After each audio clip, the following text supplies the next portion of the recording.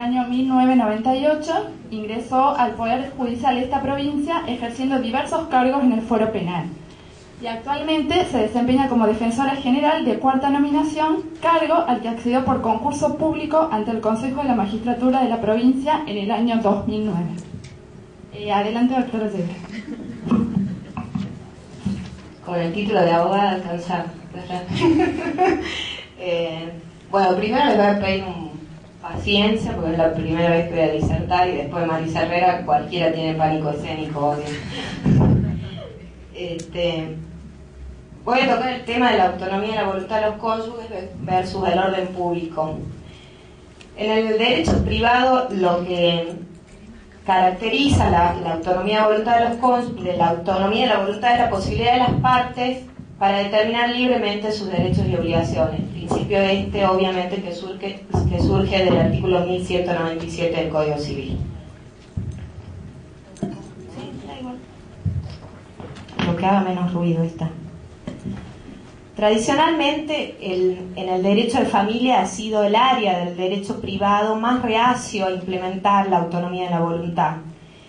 ¿Y por qué? Porque se dice que el derecho de familia se compone con normas de orden público, que están predominantes, que son inexcusables y que tienen un contenido predeterminado que se funda en el carácter institucional de esta familia. Así, para parte de la doctrina tradicional, la facultad de autorregulación de los cónyuges se encuentra muy limitada. Y lo definen y dice que se encuentra limitada únicamente para decir, ¿me caso o no me caso? ¿Elijo casarme o no? Pero desde el momento en que presté el consentimiento para casarme, a esa relación jurídica no la puedo autorregular, sino que ya tienen las normas predeterminadas.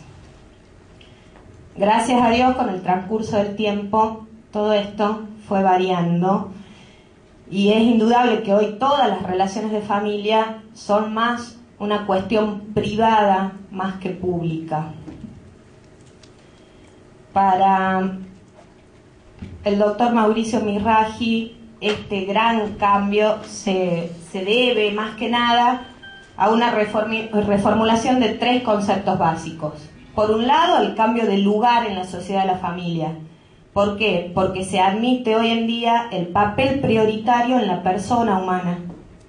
Y ya obviamente esto pasa a un segundo plano a la familia, porque primero está el hombre y el pleno desarrollo de todas sus virtudes. En segundo lugar, a una limitación del concepto del orden público en todo lo que es la regulación de las instituciones familiares y el ensanchamiento del campo de la intimidad y la privacidad en el ámbito general del derecho de familia. Entonces, hoy en día, como decía la doctora Marisa y ayer Aida Kelmermacher, obviamente los matrimonios tienen otro concepto y gracias a Dios hoy cada uno puede elegir la forma cómo vivir dentro de ese matrimonio, sea o no dentro de las pautas sociales, diría yo, que están predeterminadas, o los moldes, por así decirlo. Gracias a Dios, todo lo que era del derecho tradicional o puntualmente en el derecho de familia, que se decía que la excepción era la libre decisión, hoy en día todo esto cambió y que la limitación a la autodeterminación es la excepción. Bueno, pero todo esto siempre, vamos a ver lo que es, digamos, a decir de Vidal Campos, que después voy a leer una frase de él, siempre es bueno o es necesario poner un límite en y trazar una frontera, digamos, en lo que es la autonomía, la privacidad, y del otro lado, lo que el Estado puede intrometerse en esas partes, siempre teniendo en cuenta el artículo 19 de la Constitución Nacional, es decir, cuando es para el orden público y cuando afecta a derechos ajenos o de terceros. Así, me parece que vamos a ver en la práctica primero cómo se ve reflejado este avance de la autonomía, de la libertad. Yo creo que la ley 23.515, dentro de lo que es la ley, si bien aporta un avance a la autonomía y la libertad dentro del matrimonio, se logra el máximo nivel con la reforma constitucional y el 75, inciso 22 y todas las convenciones, ¿sí? Pero bueno, en la práctica hoy en día, obviamente tenemos, por ejemplo, el artículo 236 del Código Civil, que habilita a las partes a que realicen convenios y se divorcien como ellos quieran y en los convenios que ellos quieran realizar. También se ve en algunos jueces, pocos, el gran esfuerzo que realizan porque las partes autocompongan, digamos, todas sus diferencias. En Catamarca tenemos la ley, el artículo 34 de la ley de creación de juegos de familia, que en realidad cuando se interpone una demanda que es contradictoria, el juez tiene que llamar a una audiencia a las partes. En esta audiencia, entre otras cosas, el juez lo que tiene que hacer es procurar que los litigantes pongan fin a sus diferencias mediante la conciliación de sus intereses en pugna o el avenimiento amigable. Si en esta audiencia se logra se saca directamente una resolución, ahí termina el conflicto y listo. En realidad, bueno, convengamos que en la práctica no tiene mucho resultado, no se hace, no sé si será porque la audiencia no la toma directamente el juez o por el cúmulo de causas que hay. No conozco muchos casos que en esta audiencia haya terminado el proceso, que sería lo ideal, ¿no? Por otro lado, vemos obviamente la mediación obligatoria y todas las otras formas alternativas de realización del derecho. Todos estos cambios denotan que no es mediante la aplicación de reglas imperativas la forma más propicia de resolver los problemas de familia. Bueno, para terminar con este temita de la autonomía y la voluntad y el versus orden público, voy a leer una frase de Vidal Campos que, en cuanto a lo que yo le decía hace un rato, que siempre dice que es necesario trazar esa línea de frontera, que en el anverso tendremos lo que pertenece o incumbe a la autonomía personal, a la libertad, a la voluntad también personal, es espacio en el que el Estado y los terceros no pueden invadir o violar, y en el reverso todo cuanto es capaz de justificar razonablemente el límite a partir del cual aquel espacio deja de ser intangible. Lo más difícil será lograr un justo equilibrio en las intersecciones entre lo que dejamos incólume en el anverso y lo que colocamos en el reverso. Bueno, en el marco de esta autonomía de la voluntad de los cónyuges es como que voy a analizar sobre todo el deber de fidelidad. Deber que está impuesto al matrimonio por el artículo 198 del Código Civil, ¿sí? Para parte de la doctrina, este deber se encuentra inmerso dentro del deber de cohabitación del 199. Para otra parte, tiene mucho que ver con el débito conyugal. Si buscamos un concepto de lo que es fidelidad, no lo vamos a encontrar ni en el Código Civil, digamos, en ninguna normativa vigente, ni mucho menos en la Constitución. Entonces nos lleva a repensar que todo lo que es el concepto de fidelidad es una creación doctrinaria y jurisprudencial, obviamente teñida de valores sociales, religiosos y culturales. Entonces tenemos por un lado un concepto de fidelidad que yo creo que es el tradicional y el que se refiere o se traduce en la prestación de relaciones sexuales entre los cónyuges de carácter exclusivo, por el cual deben abstenerse de tener relaciones con terceros.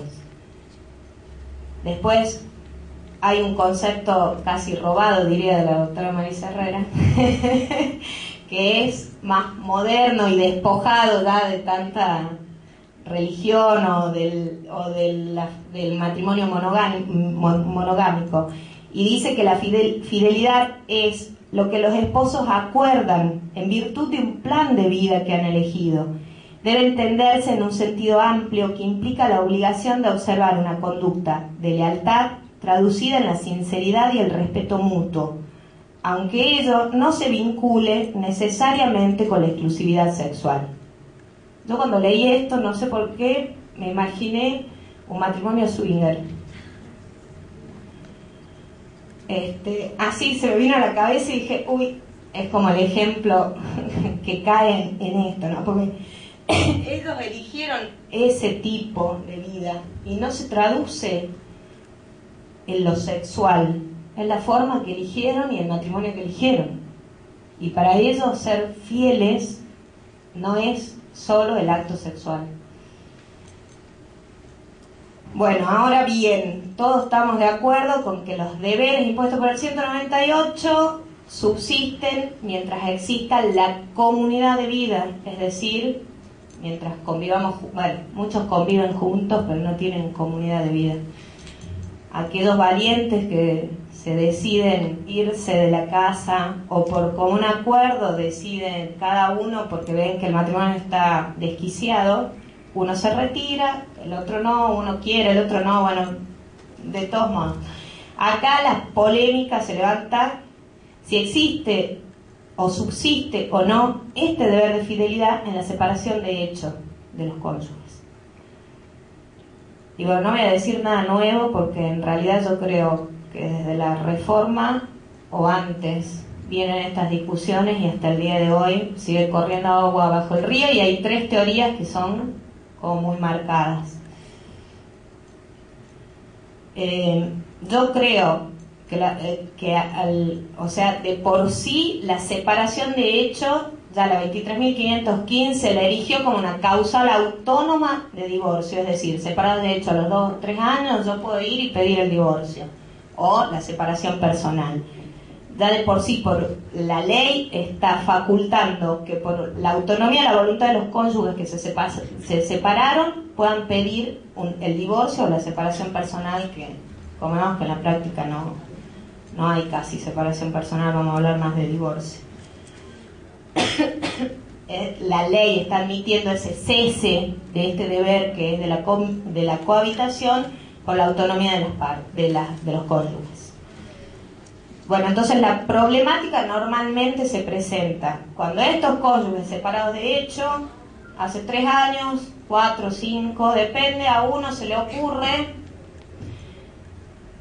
rehacer su vida por presión o no de su nueva pareja o lo que fuera, inicia el divorcio por tiempo de separación.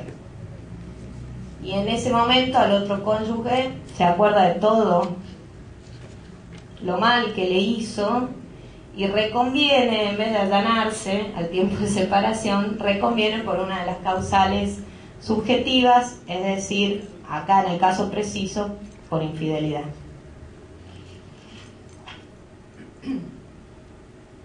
Doctrinariamente tenemos, doctrinaria y jurisprudencialmente, pero la doctrina mayoritaria no se condice con los fallos, lamentablemente. La doctrina mayoritaria sostiene que cesa el deber de fidelidad entre los cónyuges tras la separación de hecho convenida por ambos o consentida tácitamente durante un periodo de tiempo razonable. En esta postura, bueno, en el Código Civil Español hay un artículo dentro del divorcio que está con esta postura, ¿no? Entonces, ¿cuáles son los fundamentos que levantan esta postura? Sostienen que al prever el Código la separación de hecho como causal objetiva, admite que ello de por sí implica el quiebre del matrimonio.